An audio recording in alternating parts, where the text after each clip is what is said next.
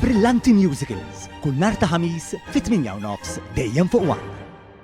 Il-Partit Nazzjonalista l darb'oħra ħareġ jattakka u prova jitfa' dubju fuq l-imħallef sedenti fil-kawża tal-isptarijiet kontra l-Avukat tal-Istat li fetħu Bernard Grech u Adrian Delija.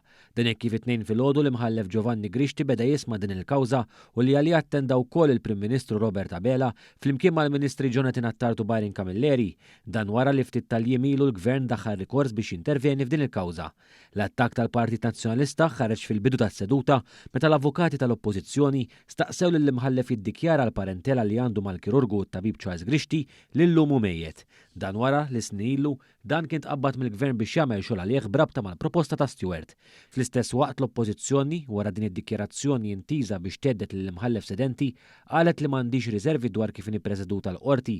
Propju dwar dan ftit tal-ħin wara rreaġixxa l-Prim Ministru Robert Abela e kif iddeskriva din il-mossa bħala pistola appuntata lejn ras l-imħallef sedenti. L-iktar ħaġa li laqtitni dal-għodu kien l-attakk surreali, però ngħid kważi mistenni għaliex konsonanti u konformi mal-imġiba tal-Oppożizzjoni, il-pistola illi l-Oppożizzjoni dal-għodu, il-kap tal-Oppożizzjoni speċifikatament tipponta lejn ras l-imħallef sedenti illi qiegħed jisma' din il-kawża. Fil-fatt il-Prim Ministru rrimarka kif dan id-dubju li provat tixħet l-Oppożizzjoni u sintomatiku mal-attakk selettiv li dejjem tagħmel fejn jidrilha.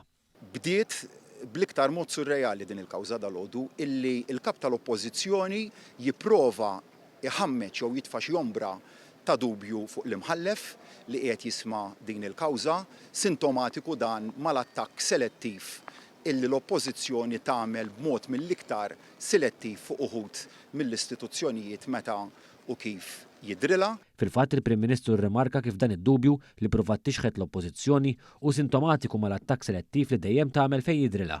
Bdiet bl-iktar mod surreali din il-kawża dal-għodu illi il-kap tal-Oppożizzjoni jipprova iħammeġ jew jitfa' xi ombra ta' dubju fuq l-imħallef li qiegħed jisma' din il-kawża, sintomatiku dan mal-attakk selettiv illi l-Oppożizzjoni tagħmel b'mod mill-iktar selettiv fuq uħud mill-istituzzjonijiet meta u kif jidrilha. Dan kollu tenna l-Prim Ministru jkompli jiġġustifika l-bżonn li l-Gvern jidħol bħala parti minn din il-kawża. Huwa proprju dan it-teddid lejn l-istituzzjonijiet illi mmotiva lill-Gvern biex jagħmel it-talba tiegħu biex jidħol f'din il-kawża għaliex ma jistax ikun li l-Oppożizzjoni teddet b'dan il-mod lill-istituzzjonijiet fosthom lill-Avukat tal-Istat li jew jagħmel kif jidrilha u kif trid tiddeċidi inkella tispara lejn rasu, dik kienet waħda mir-raġunijiet u t-tieni raġuni kif semmejt il-ħsara kbira li tista' ssir lejn l-arbitraġġ internazzjonali li tajjeb ngħidu dal-Gvern ilu numru ta' xhur illi mexxa. Iżda quddiem dan kollu l-Oppożizzjoni permezz tal-avukati tagħha iddikjarat li kontra li l-Gvern jidħol bħala parti minn din il-kawża u preżentat ir-risposta tagħha fejn qed topponi din it-talba.